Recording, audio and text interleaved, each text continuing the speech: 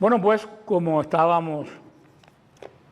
seguimos en la semana pasada en la clase que tuvimos por Zoom, Ezequiel 7, el profeta Ezequiel.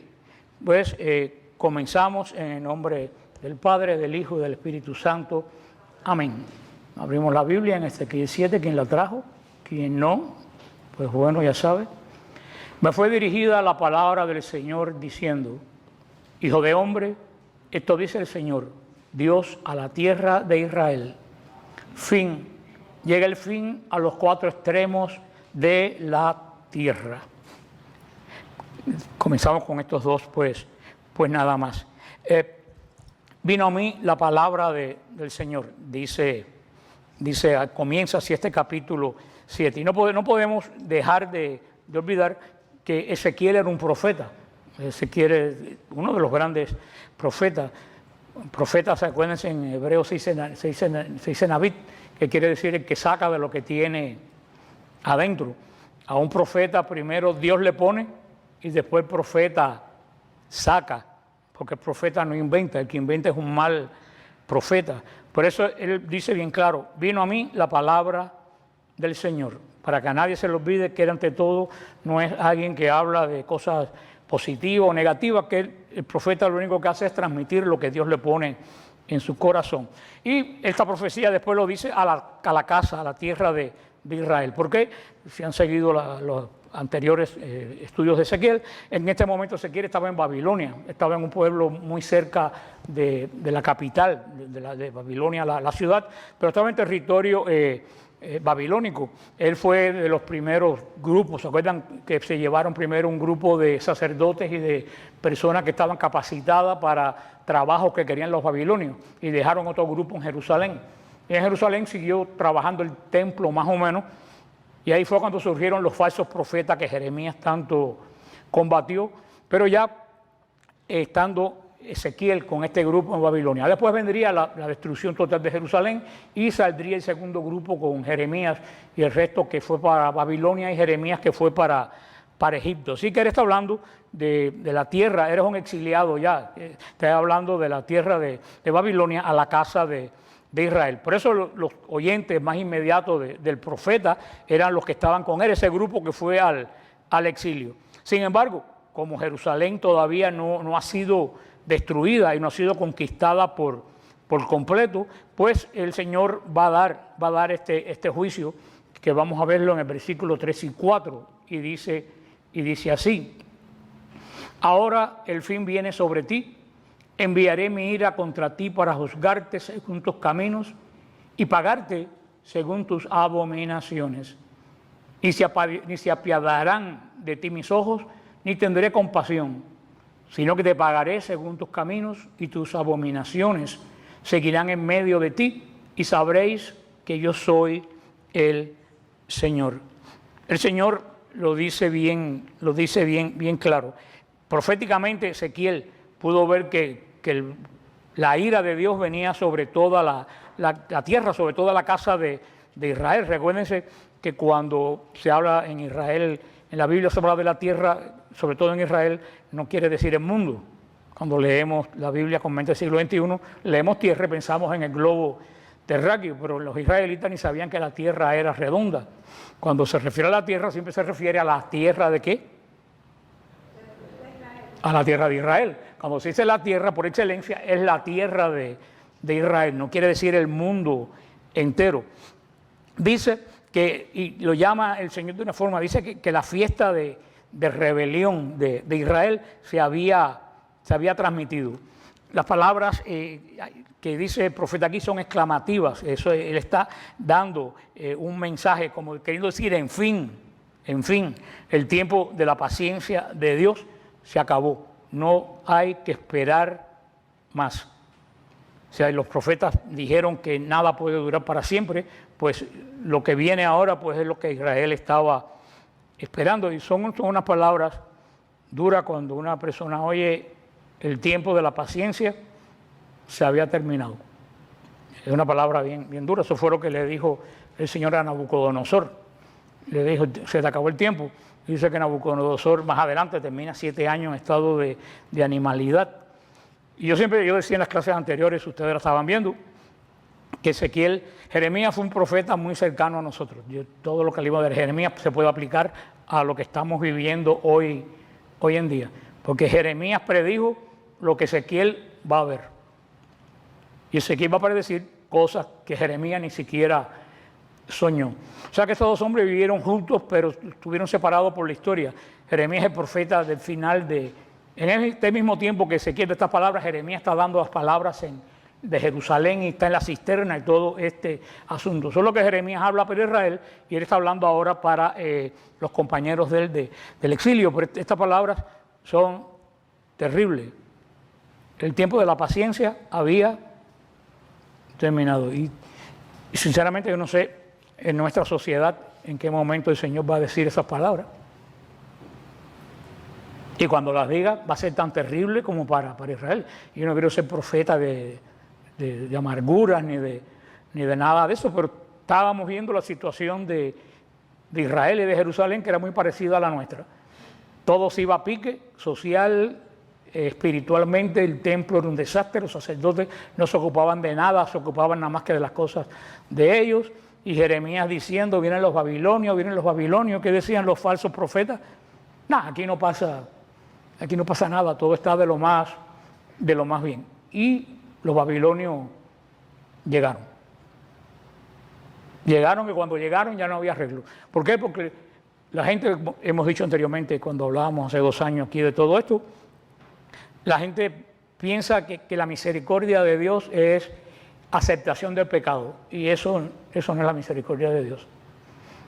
La gente de hoy en día, esa falsa misericordia que se está predicando por ahí, quiere decir que alguien está pecando, entonces yo tengo que hacer así y no decirle nada porque yo no soy quién para qué, para juzgar. Hermano, eso lo inventó el diablo. Porque mucha gente se están perdiendo precisamente. Yo no soy quién para juzgar, pero el Evangelio sí está para juzgar.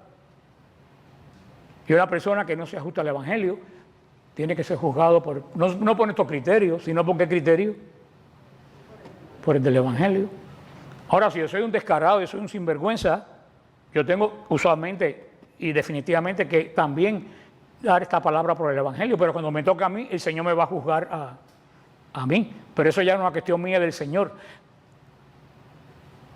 El juzgar, hay que juzgar con justo juicio, ese es el problema. ¿Y cuál es el justo juicio? El justo juicio es la palabra de Dios. Lo que el Señor habla de no juzgar es no criticar en el otro lo mismo que estoy haciendo yo. Porque entonces si voy a criticar en el otro lo que estoy haciendo yo, tengo que comenzar yo, ¿por qué? Por cambiarlo. Porque, y ahí está el peligro, cuando yo juzgo a alguien de algo que yo estoy haciendo, yo estoy reconociendo que algo está mal. O sea, yo estoy reconociendo que algo está mal, porque estoy, ¿qué cosa? Juzgando al otro, que yo estoy, ¿qué cosa? Haciendo lo mismo. Entonces, si yo juzgo al otro, yo estoy reconociendo que lo que está haciendo esa persona está mal. Luego, entonces lo que estoy haciendo yo está mal. Y ahí sí no hay excusa de pecado, porque el pecado es cuando tú tienes conciencia de que está mal y sigues pecando. Ese es el problema de juzgar, que cuando tú juzgas, te estás juzgando tú mismo. Pero eso no quiere decir que no debemos juzgar, porque si no, ¿para qué quedó el Evangelio? Él dice, no, el Señor le dijo a los hombres que esté sin pecado, tire la primera piedra. Perfecto, pero ¿qué le dijo el Señor a la adúltera? No lo vuelvas a hacer. No le dijo, sigue gozando, que después vemos otra vez y yo te perdono. No le dijo eso. Ni Jesús miró para el otro lado, se lo dijo, vete, pero no lo vuelvas a hacer. ¿Y qué le dijo el paralítico? Recoge tu camilla, porque si vuelves a pecar, vuelves para la camilla. Y hoy en día, eso, no juzgar, para mí es el lema de los hipócritas. Si enseguida salen en el internet 40 personas, no juzgar, no juzgar, no juzgar. Digo, entonces, ¿para qué quedó el Evangelio? Entonces, ¿qué está haciendo el profeta Ezequiel aquí? ¿Qué está haciendo el profeta? Está juzgando. ¿Y qué hizo Jeremías? Juzgar ¿a quién? A Israel. No por su criterio, sino por qué criterio. Yo creo que ustedes la pandemia les comió la lengua.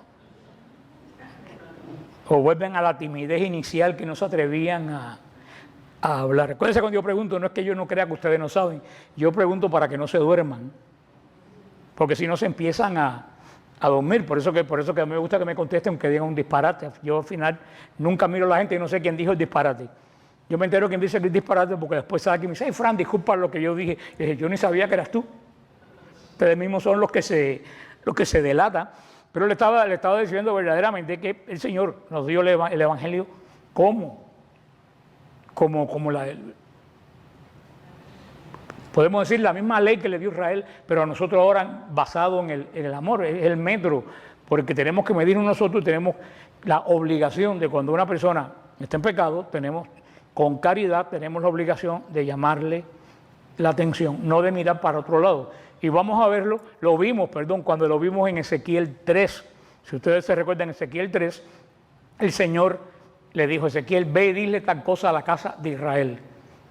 A los ojos de la gente de Israel, ¿qué es lo que iba a hacer Ezequiel? Iba a juzgarlo, le iba a decir algo que ellos estaban haciendo mal. Y el profeta le dijo, pero si no me van a oír. ¿Se recuerdan lo que le dijo el Señor? En el capítulo 3, léanlo en su casa, que ese capítulo 3 es importantísimo para nosotros hoy en día. El Señor le dijo, yo no te mando a que te oigan, yo te mando a que hables. Y después le dijo, si tú hablas y él no te oye, se condena a él, pero te salvas tú. Si tú no hablas, te condenas tú y se condena a él. O sea que el Señor le dijo, a ti qué te importa si te oyen y no te oyen. Nosotros no estamos... Nuestra misión no es que nos oigan, nuestra misión ¿qué cosa es? Decirlo, es hablar. Ahora, el resto ya, ¿por qué? Porque esa persona después no puede decir, a mí no me lo dijeron. Ya tiene certeza. Y hoy en día, ¿cuántas almas se están perdiendo en la iglesia por esa falsa misericordia? Y lo mejor del caso, que el que habla de no juzgar es el que más juzga. Porque a mí me ponen unas cantábridas en el internet, que no juzgue porque tú que tienes un mal genio, porque tú digo, bueno, tú dices que no juzgue y ahora tú me estás juzgando a mí. O sea que eso es una gran hipocresía. Por supuesto que hay que juzgar con caridad y juzgar basado en ¿qué? En la palabra de Dios. Porque el Señor no se le ha acabado la paciencia con nosotros y le puedo asegurar de que hoy en día nosotros estamos haciendo mucho peor de lo que hicieron los judíos de la época de Ezequiel, pero el Señor sinceramente hoy no nos ha castigado como merecemos, corregido como merecemos, por la mediación de Jesucristo. Si no fuera por la mediación de Jesucristo, yo no sé ya esto dónde hubiera ido a parar. Porque el Señor ni se ha puesto viejo ni ha perdido el ímpetu. El Señor es el mismo ayer, hoy y siempre. Y si era así en Israel, así es hoy. ¿Qué cosa es lo que para todo esto? La mediación de Jesucristo. Porque ¿se acuerdan lo que le dije? La ira en nosotros es pecado, pero la ira en Dios es virtud. Mira como una misma cosa puede ser pecado y puede ser virtud. ¿Por qué nosotros la ira es pecado? Porque surge de una concepción que yo me hice de algo que me molestó. Y puedo estar bien y puedo estar mal. Pero en Dios la ira de Dios es rechazo al pecado. Porque si Dios acepta el pecado, entonces no es Dios. En Dios la ira de Dios es rechazo al pecado. Luego, entonces la ira en Dios es una virtud. Porque ¿qué cosa es? No es que me caíste bien, que me caíste mal, que no. Es que Él rechaza totalmente el pecado. Esto se lo estaba pasando en Israel. En Israel. Y Jeremías se aburrió de decirlo, y ahora Ezequiel lo sigue diciendo. El Señor prometió traer justicia al pueblo de Judá, a la ciudad de Jerusalén, pero se lo dijo bien claro, más paciencia que tuvo el Señor, cuánto no dijo Jeremías de lo que iba a pasar. El Señor lo avisó, lo avisó, lo avisó, lo avisó. Llega el momento que se acaba el tiempo de la misericordia de Dios. ¿Qué cosa es la misericordia de Dios? ¿Aguantar el pecado? No, la misericordia de Dios es darte tiempo para que tú te arrepientas. Esa es la misericordia de Dios.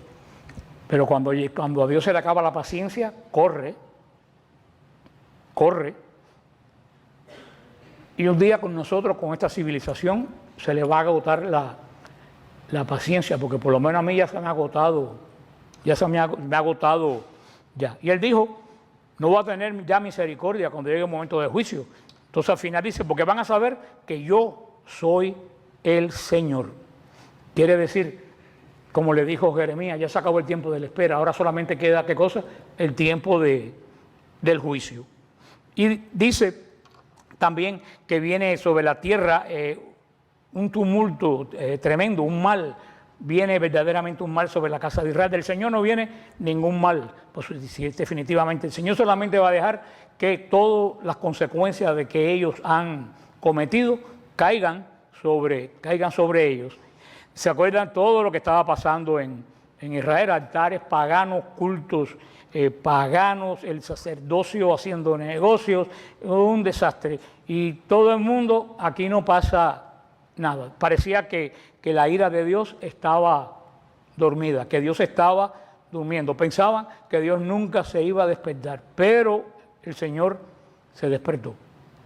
Y hay de Jerusalén. Y después dicen, ¿por qué Dios pudo hacer eso? Pero lo vuelvo a decir, ¿cuántas veces más Dios iba a hablar a través de Jeremías? Si la mitad del tiempo de la profecía de Jeremías, los 40 años, se la metió hablando al pueblo de Israel lo que venía. Y el pueblo de Israel dándole palo y metiéndolos en cepo y hasta en una cisterna. Es como cuando el Señor llora por Jerusalén. ¿Se acuerdan en el Dominus Flevit?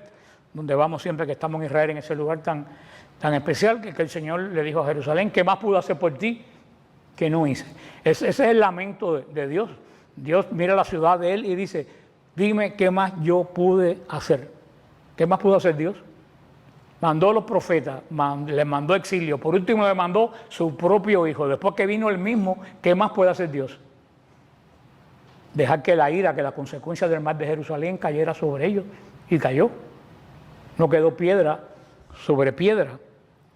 Lo dice el Señor, va a pagar por todas las abominaciones que ha cometido el pueblo de Israel, todavía con más razón por ser el pueblo escogido, por ser el pueblo a quien Dios le dio tanto, como a nosotros, que somos la iglesia verdadera de Jesucristo. A nosotros nos va a pedir más que a los testigos de Jehová, porque nosotros nos ha dado lo que no le ha dado a ellos, y no lo sabemos aprovechar. Vamos a ver el versículo 10 al 13, dice así, mira el día, mira cómo llega, se acerca tu ocaso, ha echado brote, la vara de insolencia ha florecido. La violencia ha surgido para ser vara implacable, que extinguirá de entre ellos su multitud, su bullicio. Nada va a quedarles. Llega el momento, está tocando el día, que no se alegre el que compra, ni haga duelo el que vende, a todos amenaza la ira. No recobrarás lo vendido, el vendedor, aunque se mantenga vivo entre los vivos, porque la visión sobre su opulencia no será revocada. Cada uno vive en su culpa, pero no resistirá.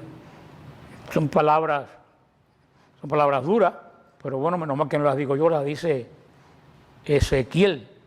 Y lo vuelvo a decir, he aquí que viene el día. ¿Se acuerdan? En ese tiempo estaba en Jerusalén hablando, haciéndole la competencia a Jeremías a los falsos profetas. ¿Se acuerdan lo que le decían los falsos profetas? Ese viejo Jeremías está loco, aquí no va a pasar nada, mire qué bien los babilonios. ¿Se acuerdan que los babilonios llegaron y se volvieron a ir porque vinieron los egipcios? Los babilonios, miren cómo se fueron, aquí no va a pasar absolutamente nada. Eran mentiras que le daban esperanza a ese pueblo, porque el mentiroso vive de la mentira. Y la gente lo que quiere oír es que le digan, no sé, una especie de predicación vuelta del mercado. Lo que dicen las sectas protestantes, que por eso se va la gente para ahí, que le dicen a esa secta, vas a ser rico, el dinero te va a caer a montones, si tú crees en Dios vas a tener un carro nuevo.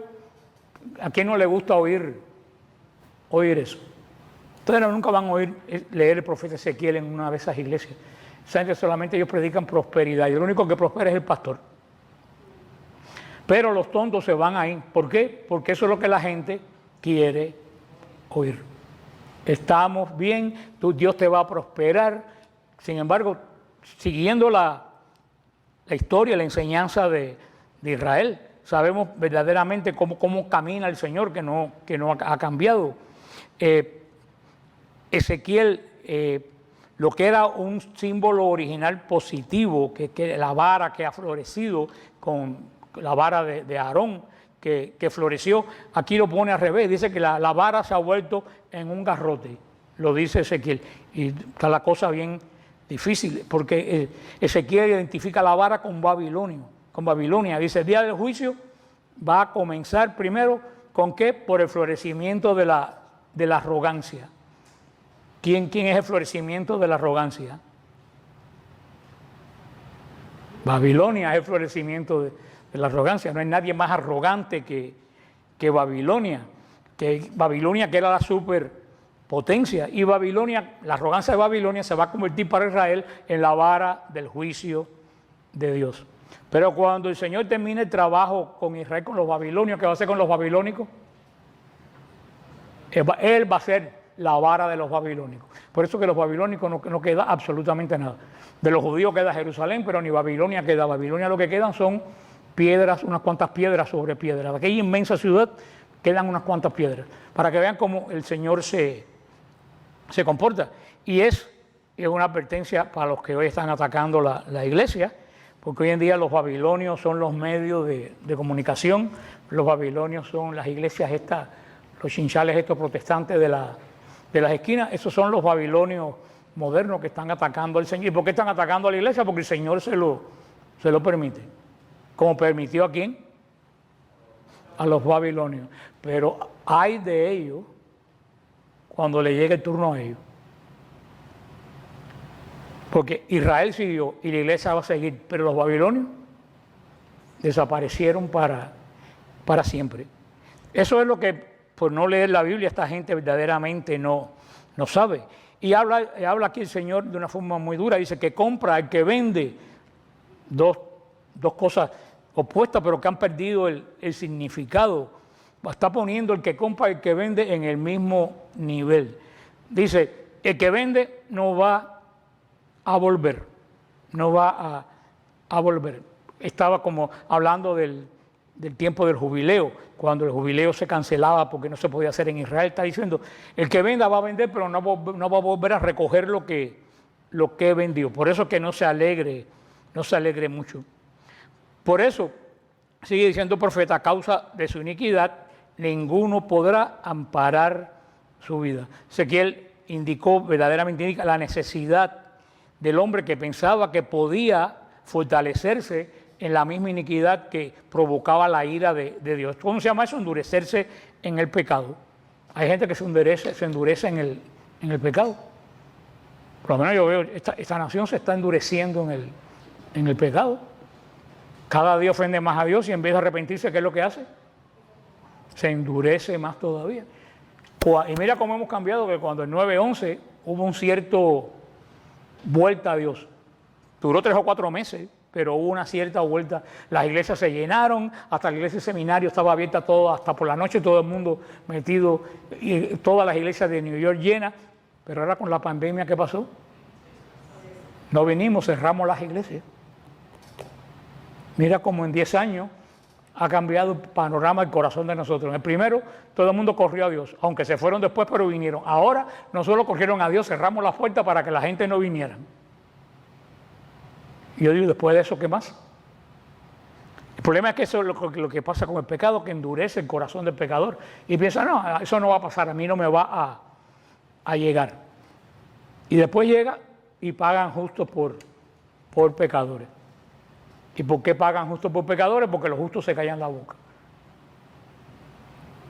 Porque los justos en este país están callados la boca. Yo estoy asombrado cómo los justos de este país están totalmente callados. Es como si le hubieran dado un tranquilizante. Todos esos guajiros rebeldes del centro de Estados Unidos, los rednecks, que para todo agarran la ametralladora, hacen y deshacen, y la violencia se ha metido en las escuelas, que es donde no debía meterse. Porque en lo que va de año, no ha habido en escuela, pero ha habido ya 14 masacres de 2 o 3 personas. Y en Chicago ni se diga, en Chicago la masacre es diaria, en el barrio de los negros, pero a nadie le importa eso, nadie habla de eso. O sea que el mal o el bien que debía defender se está metiendo en el lugar que no debía meterse, lo cual se convierte en un mal. Yo sinceramente, estoy bien preocupado por lo que está pasando en este país. Yo veo que hay mucha gente que no está preocupada en absoluto. Y después cuando venga, ¿qué es lo que van a decir? ¿Dónde estaba Dios? Es para decirle, Dios estaba en el mismo lugar que ustedes lo pusieron, fuera de aquí. Porque ese es el pecado del pecador, que se busca las cosas y después le echa la culpa a Dios. Eso es doble pecado. Yo me busco un castigo y después digo que Dios es malo porque me castigó. Ahí no solo estás pecando, tú estás insultando a Dios, estás haciendo un sacrilegio, diciendo que Dios es malo. Cuando a mí me escriben ahí, dicen, ¿por qué Dios me hace eso? Yo digo, vamos a partir de que estás hablando de un sacrilegio. Porque si tú me dices, ¿por qué Dios me hace eso? Tú estás creyendo que Dios es malo porque te hizo a ti algo injusto. Entonces empezamos mal la conversación. Mejor pregunta, ¿por qué me pasa esto? Eso es otra cuestión, no porque Dios me hace. Porque desde que tú dices Dios me hace eso, ya tú estás haciendo un juicio negativo de Dios. Y ayer, el otro día, aquí me preguntaba, que no le pude contestar. Dice, ¿por qué en este momento la iglesia, en este momento donde el mundo está peor que nunca lo ha estado? El mundo está en este momento en todos los lugares peor de lo que jamás ha estado. Y aquí me decía, ¿por qué la iglesia no denuncia esto?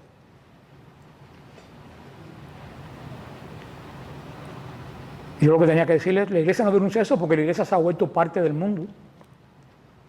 La iglesia no denuncia eso porque la iglesia se ha metido en el mundo y es parte del mundo. Ya la iglesia no es profética, porque para poder profetizar tú te tienes que apartar. ¿Qué le dijo? ¿Está negociando? Negociando no, se vendió. ¿Qué hizo el Señor cuando fue a predicar que había muchísima gente? Se montó en una barca. ¿Qué le dijo a Pedro? Muévela de la orilla. ¿Por qué él puso distancia entre las personas? ¿Por qué? Para que la gente lo oyera. Si Cristo hubiera estado en el medio de la multitud, nadie lo hubiera oído. Por eso, consagrado quiere decir apartado. Una persona para predicar tiene que apartarse de no ser igual a los demás, porque si eres igual a los demás, ¿qué tú vas a predicar? Si te van a decir, si tú estás haciendo exactamente lo mismo. Y eso es lo que ha pasado con la iglesia se ha total. Yo nunca he visto la iglesia tan mundanizada como en este momento. La iglesia está actuando como si fuera la ONU. Cada vez que tú miras a Vaticano, la Santa Sede, ahí todo lo que se hace son reuniones de ecología, de política, de escuelas toda una pila de gentes liberales. Cada vez que tú ves una reunión, que yo las miro todas son de política. La iglesia derrumbándose, la liturgia un desastre. ¿Quién pone orden en eso? La iglesia de Alemania haciendo lo que le da su realísima gana. La iglesia alemana lo único que le falta es decir, no queremos más ser católicos. Lo único que le falta. ¿Quién le ha llamado la atención a la iglesia alemana? Absolutamente nadie. Hemos perdido la autoridad y el control sobre la iglesia. Lo que pasa es que el Señor ha perdido el control. Nosotros hemos perdido el control sobre la iglesia, pero el Señor no ha perdido el control de la iglesia ni de nosotros. Y cuando vengan las consecuencias, porque no quiero ser como Jeremías y que me metan en una cisterna, pero cuando venga, y esto no vuelvo a decir, no quiero ser una tiñosa, una vez de mal agüero, pero esto del COVID nada más que fue un ensayo. Esto del COVID fue un ensayo. Yo se lo dije a ustedes muchas veces durante el 18 y 19, yo lo dije muchas veces aquí, que yo me sentía como que algo iba a pasar. Ustedes se acuerdan que yo se lo dije, yo siento, no sé qué es. Y eso fue antes que llegara el COVID. Y yo lo hablé con la madre Rafaela en el monasterio de Belén. Yo le dije, madre, y ella trancada en la clausura me dijo, yo siento exactamente igual que tú. Yo siento que hay algo en el aire que algo va a pasar. Y pasó. Pero el problema del caso es que pasó y todavía yo siento que algo va a pasar. Y yo le pregunté a Sor Rafaela y me contestó exactamente lo mismo. Que ella no cree que esto sea todo lo que estábamos esperando. Y que el Señor tenga misericordia de nosotros, pero tenemos que seguir dando la palabra de Dios, porque alguien me decía, bueno, si todo tiene que pasar, ¿qué hacemos nosotros entonces predicando? Yo digo algo que hoy no se habla, nosotros tenemos que seguir enseñando para que la cantidad menor de almas se pierdan. Por eso que tenemos que seguir. Ustedes iban a hablar hoy de la salvación de las almas en los sermones. Yo no oigo hablar de la salvación de las almas. O sea que no estamos perdiendo un tiempo. Lo que tiene que pasar, pero nosotros tenemos que tratar que la menor cantidad de almas se pierdan. Por eso que tenemos que seguir trabajando y no dejar que esto nos quite el ímpetu. Vamos a ver qué dice del 14 al 18. Dice, tocar la trompeta y disponerlo todo, que no habrá quien vaya a la guerra, porque a toda la multitud amenaza mi ira. La espada está fuera, la peste y el hambre en casa. Quien esté en el campo morirá a espada. Quien en la ciudad será devorado por la peste y el hambre. Los que puedan huir y se salven estarán por los montes como paloma del valle, gimiendo cada cual por su delito. Todas las manos se debilitarán, todas las rodillas se ablandarán como el agua. Se ceñirán de saco y se cubrirán de horror. En sus rostros la vergüenza, en sus cabezas calvicie. Arrojarán su plata a la calle, su oro se hará despreciable. Ni su oro ni su plata podrán salvarlos el día de la cólera del Señor. No podrán saciarse, no llenarán su vientre, porque ha sido para ellos la ocasión de su culpa. Desafortunadamente, yo no busqué estos capítulos, esto es lo que nos toca. Todos los que han seguido esto han visto que esto es sencillamente lo que nos ha ido tocando. No vaya a pensar que yo busqué estos capítulos macabros para... No, es lo que ha tocado. Y aquí sigue hablando, el profeta dice que habrá muy poca resistencia a la próxima conquista de los babilonios. ¿Por qué? Porque a lo mejor los que se quedaron en Jerusalén, ¿qué es lo que iban a decir? A lo mejor los babilonios no regresan, ya se llevaron a los que se tenían que llevar y siguieron. ¿Ustedes creen que los que se quedaron en Jerusalén cambiaron? Siguieron más sinvergüenza de lo que eran antes. Por eso que dice el Señor, no va a haber ninguna resistencia. Y aquí dice una serie de cosas, metódicamente describe el Señor a través de Ezequiel todo lo que sucede en una guerra. Y que pudiéramos decir que qué horror lo que dice aquí, pero yo me pregunto, sí, es un horror lo que el Señor relaciona aquí, y esto fue hace 2000 años, pero que estamos viendo nosotros ahora en Ucrania. Nosotros no estamos en Ucrania, pero ustedes creen que en Ucrania está pasando algo diferente de lo que el Señor ha dicho aquí. No, Lo que sucede es que a nosotros no nos ha tocado, pero esto que vemos aquí, que es duro, que es lo que dice el Señor, es verdaderamente la consecuencia de las guerras antes y ahora, verdaderamente. Y como les decía, pues esta vaina se trabó, así que yo tengo que volver a mi método. Por eso lo de antes siempre funciona mejor. ¿Qué cosa es lo de antes? Los papeles. Los papeles se vuelan, pero siempre están disponibles. De repente, de repente la cosa esta se quedó en blanco. Después, Jorge, tú que sabes esto, me vas a enseñar qué fue lo que pasó, porque a todo esto yo he estado sacando las notas que tengo aquí, pero todo pintado de azul y con rayas, porque cada vez que muevo se pone una flecha y se pinta de azul, y he estado aquí sufriendo enormemente, pero lo he aguantado a pie enjuto. Pero ahora sí, esto se acabó. Lo que le estaba diciendo, ya estamos cerca del final, es que verdaderamente pensamos que es cruel lo que pasó con Israel, pero nosotros estamos viviendo en el mundo exactamente lo mismo. Lo que gracias a Dios todavía aquí no nos ha tocado. Miren lo que sucedió en Nigeria. 40 personas salieron a celebrar Pentecostés y fueron masacrados. 40, lo decimos fácil, pero 40 personas o más, creo que hay más. Y eso, vuelvo a decir, de eso nadie se va a escapar, de eso está escrito en la palabra de Dios. Y no sé, a lo mejor a la iglesia lo que le hace falta es una buena persecución. Que cuando hay la iglesia, cuando hay persecución, es cuando se van los que están estorbando y se quedan los que de verdad quieren hacer. Vamos a leer el 19 del 20 al 23. Dice: pusieron su orgullo en la hermosura de sus joyas, hicieron con ella imágenes abominables de sus ídolos. Por eso los trataré como cosa despreciable. Las entregaré en manos de extranjeros como botín, de los malvados de la tierra como despojo, y las profanarán. Cuando aparte mi rostro de ellos, profanarán mi tesoro. Se acercarán los ladrones a él y lo profanarán. Hazte una cadena, porque el país está lleno de asesinatos, la ciudad repleta de violencia. Vuelvo a repetir, eso no es lo que estamos viviendo hoy. El país está lleno de asesinatos y la ciudad está llena de violencia. Lo que pasa es que la televisión no lo dice porque quieren tapar la situación caótica en que está el país, pero este país es un caos por donde quiera que uno se vire. Este país está en total caos, y lo mejor del caso es que nadie se quiere dar cuenta del caos en que estamos. Pero yo le decía a alguien, la culpa de todo eso, porque siempre quieren echar la culpa al que no habla, la culpa la tienen las armas. En mi vida yo he tocado una pistola, ni siquiera las de fulminante antigua cuando era chiquito. En mi casa no hice armas, yo nunca he tocado una pistola.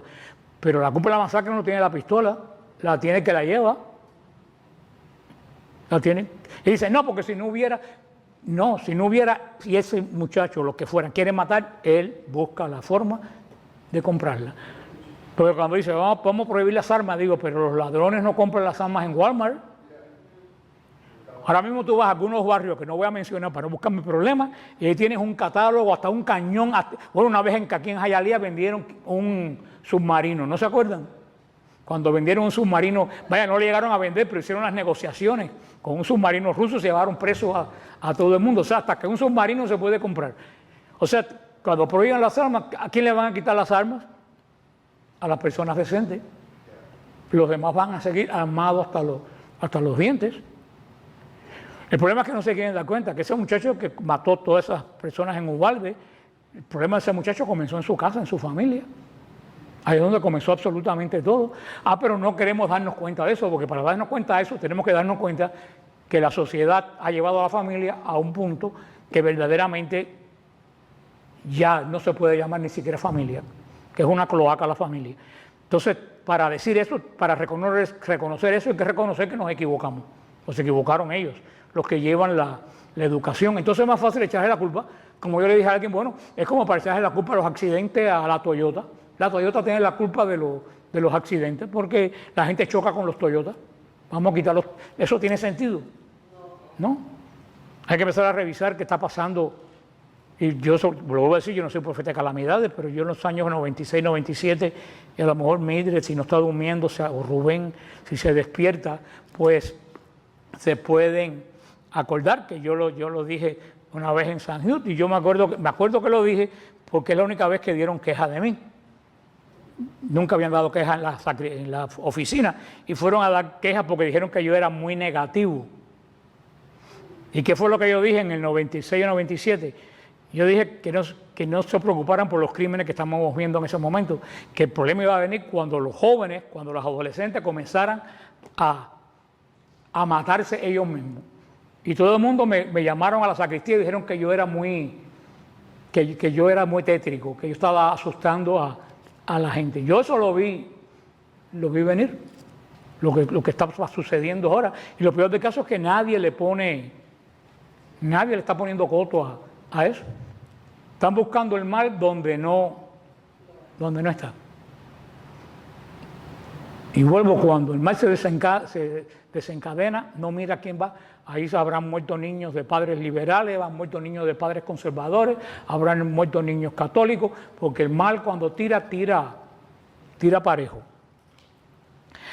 Vamos a ver, vimos, bueno, todo esto que dice Ezequiel, que se lo dice, la plata y el oro, todas las cosas materiales que ustedes tienen en estos momentos, cuando llegue el momento del Señor, no les va a servir. Se lo dice. ¿Por qué? Porque los israelitas estaban muy cómodos con toda la riqueza que había llegado a obtener el país. Y lo dice el Señor, ni siquiera del tesoro del templo va a quedar nada. El tesoro del templo, que era sagrado para Israel, se lo llevaron los babilonios, junto con los vasos sagrados. El arca se perdió para siempre. Ahí fue cuando se perdió el arca. El arca no ha vuelto a aparecer hasta el día de hoy. O sea, ellos todavía pensaban que no le esperaba nada más, y lo que le esperaba todavía era la segunda vuelta de los babilonios, que fue la catástrofe final, que yo diría que ese fue el final de Israel. Yo diría que el final de Israel fue la catástrofe babilónica. ¿Por qué? Porque ¿cuál era el signo principal de Israel? Pero el templo, pero hay un signo que es más grande que el templo. El arca era el signo principal de Israel, porque ahí estaba guardado el testimonio de que Dios e Israel tenían un contrato. Por eso los sacrificios se hacían delante del arca, porque cuando se pecaba era ahí contra lo que estaba dentro del arca, que era la ley de Dios. Por eso los sacrificios se hacían siempre delante del arca. El templo estaba hecho para custodiar el arca. Desde el momento que el arca se perdió, ya para mí se terminó el culto de Israel. Porque para sacrificar había que hacerlo delante del arca. ¿Y qué empezaron a hacer después de eso? Cuando regresaron, siguieron con los sacrificios, pero ¿qué había en el Santo de los Santos? Nada. El día de Yom Kippur, cuando el día de la expiación, cuando el sumo sacerdote entraba con la sangre de aquel animal detrás de la cortina que tenía que echarla sobre el arca, ¿sobre qué le echaba? Sobre nada. Sobre la piedra donde el arca se ponía encima, se llamaba la piedra de fundamento, o la piedra angular, que es la piedra donde el arca estaba puesta encima del arca, la tiraba arriba de la piedra. Ahora, eso no era engañar al pueblo, estaba engañando a la gente. El Señor nos va a perdonar, pero si no, ¿cómo te vas a perdonar si cuando te entras adentro, qué cosa hay adentro? Nada. Dice que como el general Tito, el que destruyó Jerusalén, cuando corrió la cortina del Santo de los Santos, que entró, salió riéndose, y le dijeron, ¿por qué te ríes? Porque ahí no hay nada. Él esperaba encontrar en el Santo de los Santos algo, ¿no? Era una religión totalmente vacía. Miren, en este destierro de Babilonia se perdió la casa real. Ahí fue cuando se desintegró la casa real. ¿Se acuerdan que al último a Sedequías le sacaron los ojos? ¿Se acuerdan? Y lo torturaron. Ahí se acabó la casa real. Ya en la época de Jesús, ¿quién quedaba de la casa real? Uy, ese es fácil. En época de Jesús, ¿quién quedaba de la casa real? José. José era heredero de la tribu, de la casa de David. Lo dice José. Ahora, pero mira tú, la casa de David, que era el rey más poderoso de Israel, el único heredero que quedaba, ¿qué cosa era? Un carpintero de una ciudad que vivirían 14 o 15 familias. O sea que la casa real de Israel se desapareció en Babilonia, lo sucedieron otra realeza que no era la realeza, la línea de David. Los sacerdotes también fueron asesinados. Los sacerdotes que regresaron de Babilonia, ya los descendientes no eran de Aarón, eran descendientes de otras ramas sacerdotales. O sea que cuando llegaron de Babilonia, volvieron a cambiar todo, pero para mí ya ese no era Israel. Ya el Israel de la palabra de Dios, el Israel de la ley, se había terminado con la invasión babilónica. Solamente quedaron los estrictores hasta que viniera el Mesías, porque estaba prometido. Pero a la vez que se perdió el arca, el Señor rechazó el culto de Israel. Por eso se lo dice Jeremías: los sacrificios de ustedes me apestan. Eso es duro. Los sacrificios, le dice el Señor, los sacrificios de ustedes me apestan. Porque ellos pensaban que lo más grande que el Señor olía y se ponía contento era con el holocausto. Y el Señor le dice: el holocausto de ustedes no me contenta, me pone peor. Del 23 al 27. Y ya terminamos. Dice así: hazte una cadena porque el país está lleno de asesinatos, la ciudad repleta de violencia.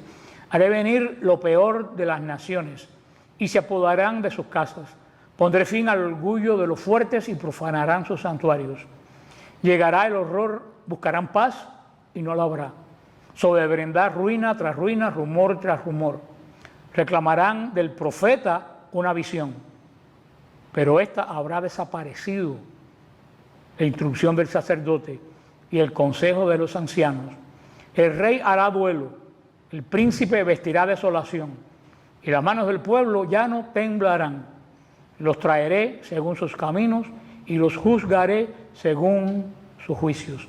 Y termina como empezó: y sabrán que yo soy el Señor. De verdad que está tétrico, está muy tétrico esto, porque tenemos que estudiarlo, lo que hay, no hay otra cosa.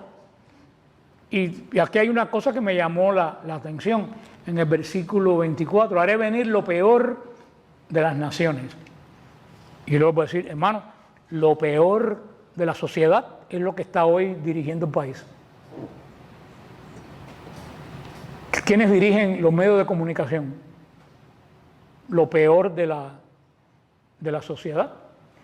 ¿Quiénes están manejando absolutamente la educación del país? Lo peor de la sociedad. Y no solo aquí, estoy hablando aquí porque vivimos aquí, porque la gente de otros países que no se embullen, porque cuando Estados Unidos estornuda es que los demás se murieron de COVID. Porque sí, porque inclusive el antiimperialismo es tan grande que me dicen, bueno, es que Estados Unidos, digo, que Estados Unidos está mal. Hermano, mira para tu país. No me hagas sacarte la lista de lo que está pasando en tu país. No miren para América Latina, ni para Centroamérica, ni miren para Europa, ni España, ni Alemania. Lo peor de lo peor, mira, lo peor de lo peor se ha cogido de la ONU. Lo peor de lo peor se ha cogido la Iglesia. Lo peor de lo peor es lo que dice aquí Ezequiel, que le dice el Señor Israel. Prepárense que ahora las cosas de ustedes se los va a quitar. ¿Quiénes? Lo peor, no lo peor, lo peor de lo peor. Quiere decir que de ahí no hay nada más. Pero para donde quiera que yo miro, lo que están dirigiendo en todos lados es gente que nunca en su vida hubieran podido ser ni barrendero. Y no digo por el nivel escolar, estoy diciendo por el grado de decisiones. Yo estoy aterrado cuando yo veo, y yo lo digo porque evidentemente, yo no sé, la gente no se está dando cuenta de esto.